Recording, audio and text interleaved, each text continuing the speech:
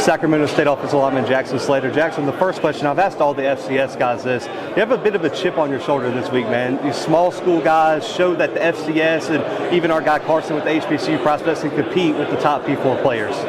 Yeah, I mean, I think every small school player has a chip on their shoulder in one way or another. Most of us are under-recruited or, transferred from a bigger school potentially and, found a home for themselves. But I've always had confidence in who I am as a player, and being able to, prove that this week is really awesome. What were some of your goals coming into the week? What did you want to prove? Did you have anything in mind when you got here to Mobile? Yeah, I mean, I think, every guy looks at it and says, hey, I want to do really good in one-on-ones.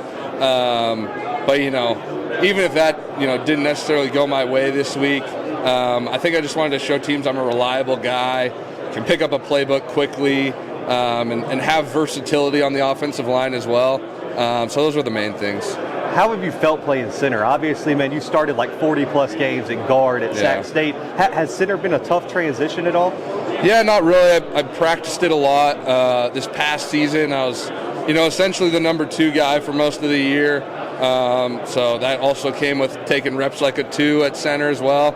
And even that was pretty seamless. So I feel comfortable there, and I think, in the future, that's where my best ball's at. You talk a little bit about Coach Richardson, man, and how important he's been for your development. In my opinion, one of the best coaches in the nation at the FCS level.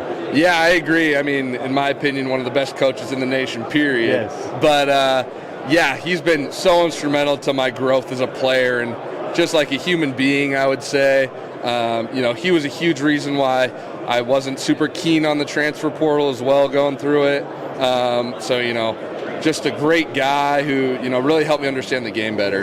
Before we get into matchups this week, man, you played in one of the best conferences in the country, in the Big Sky. Who were some of the best D linemen you faced at your time at Sac State? Yeah, I mean, throughout my time, there's plenty of guys from Montana State.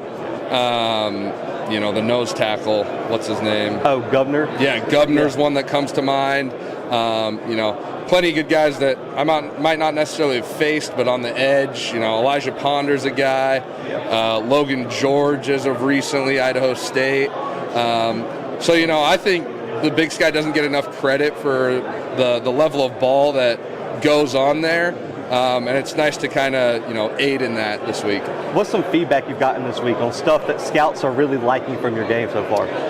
Yeah, I mean, I think just kind of what I've wanted to show is like I can hang with these guys. And, I think in a lot of the one-on-ones and in the team reps, I've shown that. And that's kind of what I've heard is like, hey, this guy's a guy.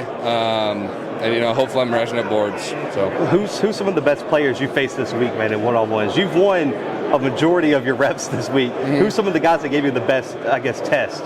Yeah, I mean, Walter Nolan's a great guy. I've taken a bunch of reps against him. Really good player, good hands, good power. So that's a fun one for sure.